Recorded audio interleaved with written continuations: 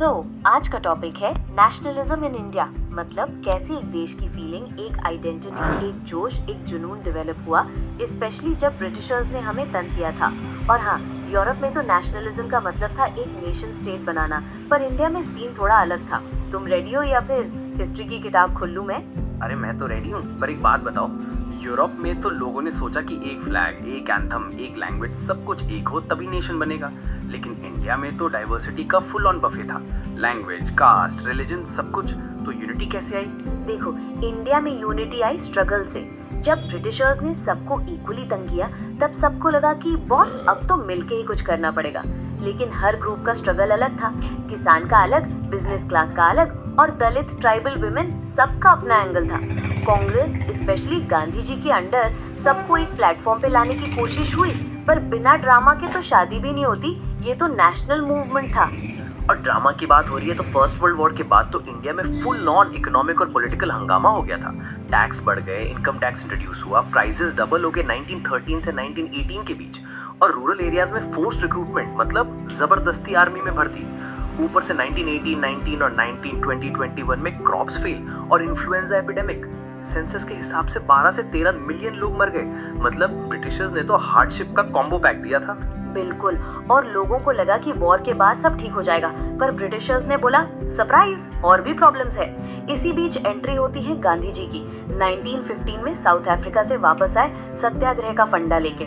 उन्होंने बोला सच्चाई और नॉन वायलेंस से भी फाइट जीती जा सकती है। मतलब सत्याग्रह का मतलब है active resistance, full on action, पर बिना वायलेंस के। गांधी जी कहते थे soul force is the real force. मतलब अगर कॉज सही है तो बिना मारपीट के भी जीत सकते हो।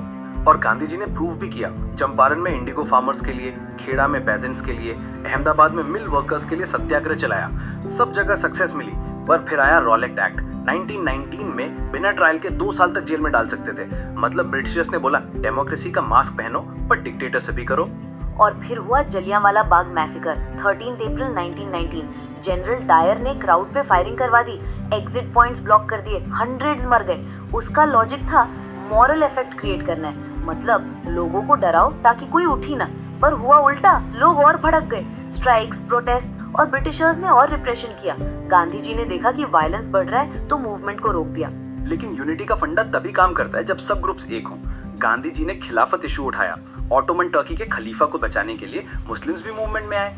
1920 में नॉन कोऑपरेशन मूवमेंट स्टार्ट हुआ, खिलाफत और स्वराज दोनों के लिए। गांधी जी ने बोला कि अगर इंडियंस कोऑपरेशन बंद कर दें तो ब्रिटिश रूल 1 साल में गिर जाएगा। मतलब बॉयकॉट करो, titles, jobs, schools, foreign goods, सब कुछ।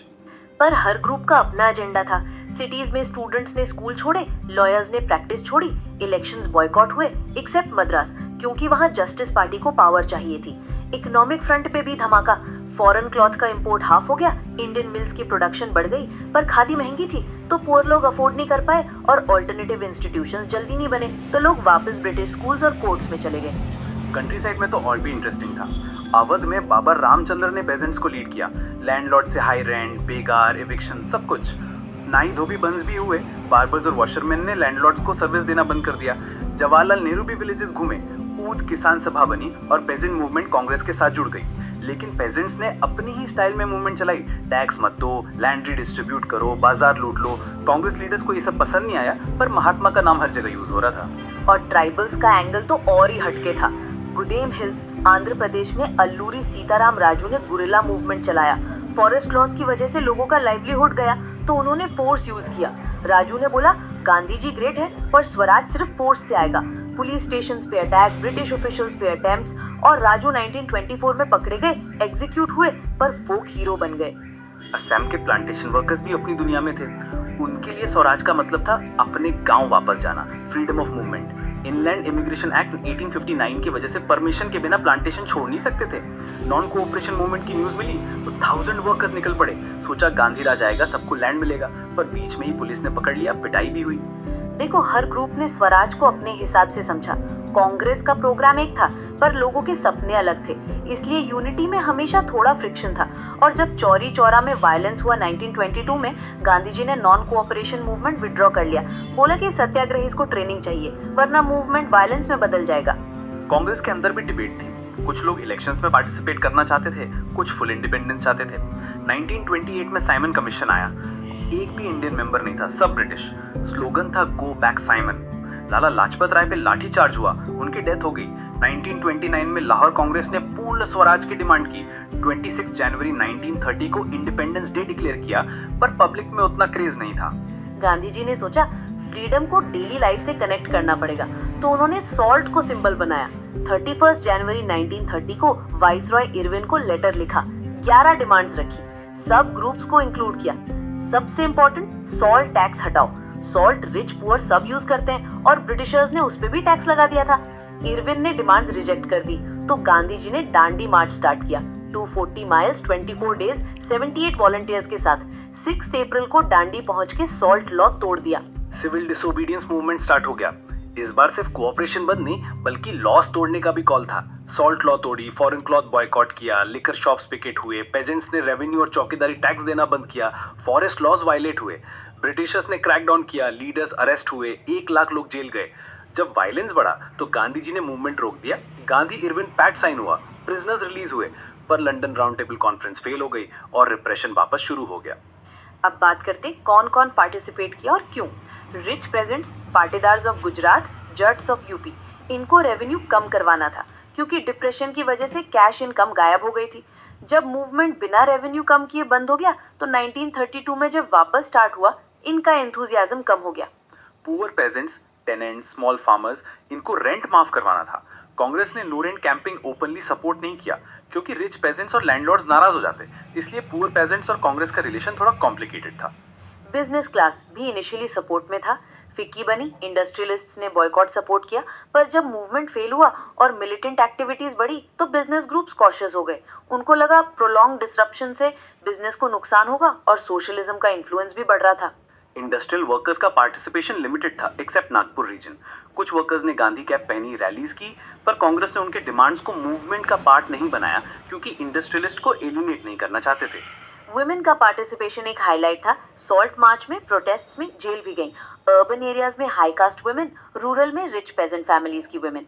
पर कांग्रेस ने उनको लीडरशिप रोल्स नहीं दिए, सिर्फ सिंबॉलिक प्रेजेंस थी। गांधी जी कहते थे वुमेन का मेन रोल घर संभालना है, तो पब्लिक रोल बढ़ा पर माइंडसेट में ज्यादा चेंज नहीं आया। दलित्स का पार्टिसिपेशन लिमिटेड था। गांधी जी ने उनको हरिजन बोला, टेम्पल एंट्री के लिए सत्याग्रह किया, खुद टॉयलेट साफ किए, पर दलित लीडर्स पॉलिटिकल एम्पावरमेंट जाते थे। Reserved seats, separate electorate. Ambedkar ने 1930 में डिप्रेस्ड क्लासेस एसोसिएशन बनाई और राउंड टेबल कॉन्फ्रेंस में सेपरेट इलेक्टोरेट की डिमांड की थी। Gandhi ji fast and to death किया, पूना पैक्ट हुआ, रिजर्व सीट्स मिली, बट जनरल इलेक्टोरेट के थ्रू। मुस्लिम्स का भी रिस्पॉन्स मिक्स था। खिलाफत मूवमेंट के बाद कांग्रेस और मुस्लिम्स के रिलेशंस ठंडे हो गए, कम्युनल राइट्स बढ़े और मुस्लिम लीग ने सेपरेट इलेक्टोरेट की डिमांड की।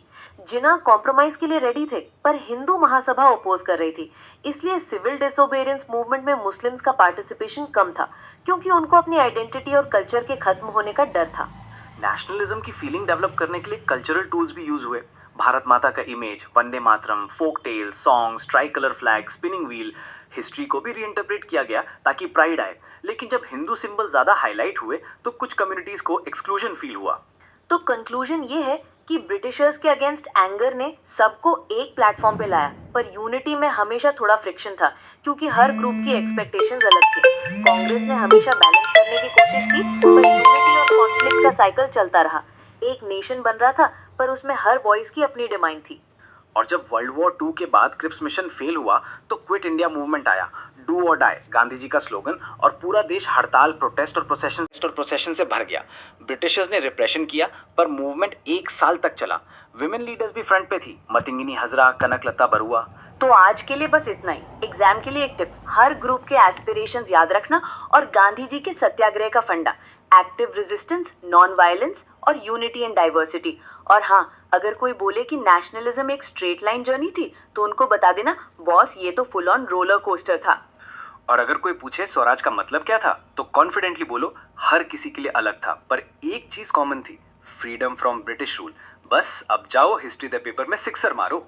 और अगर कोई कंफ्यूज्ड हो तो याद रखना, गांधी जी की तरह नॉन वायलेंस से भी रेवोल्यूशन हो सकता है। चलो मिलते हैं नेक्स्ट एपिसोड में, तब तक के लिए कीप रिवाइजिंग, कीप स्माइलिंग।